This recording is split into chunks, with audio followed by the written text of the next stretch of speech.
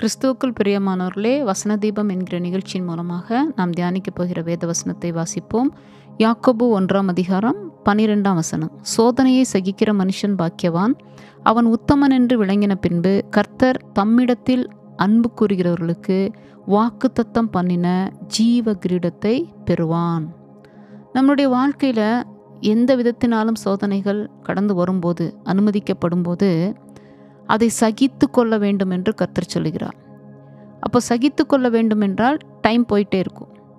இப்போ உடனே இன்றைக்கி ஒரு சோதனை வந்துச்சு, இன்றைக்கே முடிஞ்சிருச்சு அப்படின்னு சொன்னால் அது பெரிய விஷயமாக சகிக்கிற அனுபவம் கிடையாது. ஆனால் நாட்கள் போயிட்டே இருக்கும். அந்த நாட்கள் போய்கொண்டிருக்கிற வேலையில் தான் தேவன் ஒரு காரியத்தை செய்கிறார்.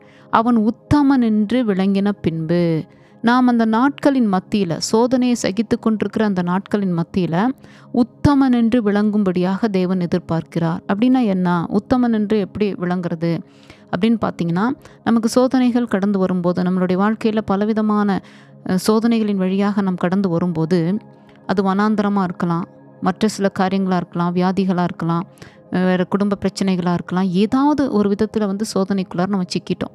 அதில் வரும்போது ஆண்டவர் அந்த நிலையிலையும் கூட நம்மளுடைய இருதயத்தை பார்ப்பார். மனுஷன் முகத்தை பார்க்கிறான், கர்த்தரோ இருதயத்தை பார்க்கிறார். அப்போ அந்த இருதயத்தில் தேவனை என்ன செய்யணுமா? மகிமைப்படுத்தணுமா, தேவனை துதிக்கணுமா. இந்த சோதனை வந்ததற்கும் ஸ்தோத்திரம் ஆண்டவரே, இதன் முடிவில் எனக்கு ஒரு நன்மையை வச்சிருக்கிறீங்க அப்படின்னு சொல்லிட்டு அவர்கிட்ட இன்னும் நெருங்கணுன்றாரு. அப்போ இன்றைக்கி அநேகர் சோதனை வரும்போது தான் அதிகமாக டிப்ரெஷன் ஆயிடுவோம் இல்லைங்களா? ஜெபிக்க முடியாது, துதிக்க முடியாது, இவ்வளோ நாள் ஜெபித்து எனக்கு ஒன்றுமே நடக்கலை, இப்படிப்பட்ட நிலைக்குள்ளார நான் வந்திருக்கிறேனே, நான் உண்மையாக கர்த்தரை தானே நான் நம்பினேன், ஆனால் எனக்கு இப்படி நடந்துருச்சேன்னு சொல்லிட்டு நம்மளுடைய மனநிலையில் பல தாக்கங்கள் இன்றைக்கி கடந்து வருது.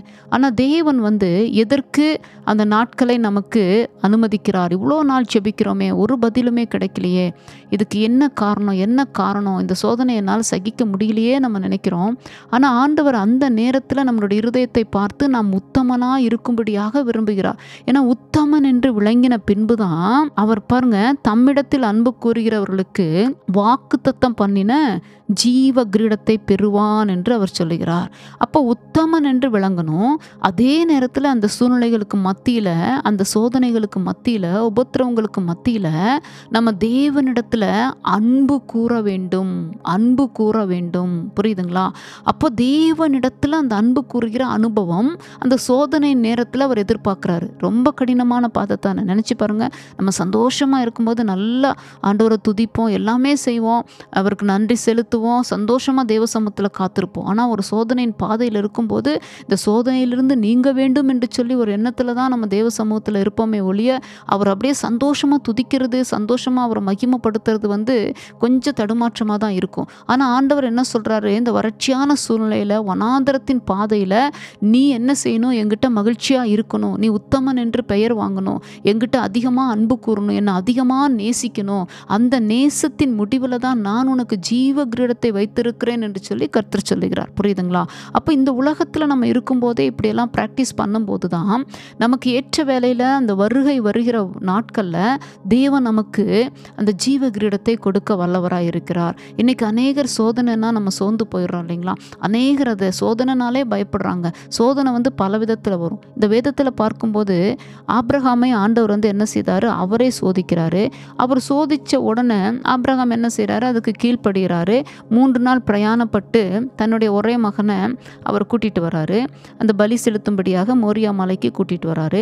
அப்போ பாருங்க, தேவனுக்கு கீழ்ப்படிந்து அந்த சோதனையை சகித்து கொண்டு அப்படியே வராரு. இப்போ வழியெல்லாம் அந்த பிள்ளைய இன்னும் கொஞ்சம் நேரத்தில் பலி கொடுக்கணும், எவ்வளோ அந்த இருதயத்தில் எவ்வளோ வேதனை இருந்திருக்கும், எவ்வளோ பாரம் இருந்திருக்கும். ஆனால் சகிக்கிறாரு. சகிச்சுட்டு அந்த காரியத்தை செய்ய அர்ப்பணிக்கிற வேளையில் கர்த்தருடைய கரம் அந்த காரியத்தை தடுக்கிறது. பிள்ளையாண்டான் மேல் உன் கையை போடாதே என்று சொல்லி ஆண்டவர் அந்த பலி செலுத்துகிற காரியத்தை அப்படியே அவர் என்ன செய்கிறார்னா நிறுத்துகிறார். அதற்கு பதிலாக வேறு ஒரு பலி அங்கு ஆயத்தமாக்கப்பட்ட ஒரு பலி அங்கு செலுத்தப்படுகிறது. ஆனால் இந்த இடத்துல அவர் என்ன சொல்றாரு? ஆதியாகமத்தில் 22 அதிகாரம் 12 நம்ம வாசிக்கும்போது, அப்பொழுது அவர் பிள்ளையாண்டான் மேல் கையை போடாதே, அவனுக்கு ஒன்றும் செய்யாதே. நீ அவனை உன் புத்திரன் என்றும் உன் ஏகசுதன் என்றும் பாராமல் எனக்காக ஒப்பு கொடுத்தபடினால் நீ தேவனுக்கு பயப்படுகிறவன் என்று இப்பொழுது அறிந்திருக்கிறேன் என்று கர்த்தர் சொல்கிறார் இல்லையா. அப்படியே நீங்கள் அந்த அதிகாரம் முழுக்க வாசித்து பார்த்தீங்கன்னா ஆண்டவர் இதில் உத்தமன் என்று விளங்கின பின்பு அதற்கு பிறகு அந்த வாக்குத்தத்தம் பண்ணின காரியங்களை நிறைவேற்றுவதற்கு மறுபடியும் உறுதிப்படுத்துகிறார். அருமையான தேவனுடைய ஜனமே, உங்களுடைய வாழ்க்கையில் எத்தனை சோதனைகள் வந்தாலும் நெருக்கங்கள் வந்தாலும் நீங்கள் அதில் உத்தமனாய் விளங்கத்தக்கதாய் தேவனிடத்தில் அன்பு கூறும்போது உங்களுடைய வாழ்க்கையில் தேவன் காரியத்தை வாய்க்க செய்து பெரிய ஒரு அதிசயத்தை உங்களுடைய வாழ்க்கையில் செய்வார். ஆமேன்.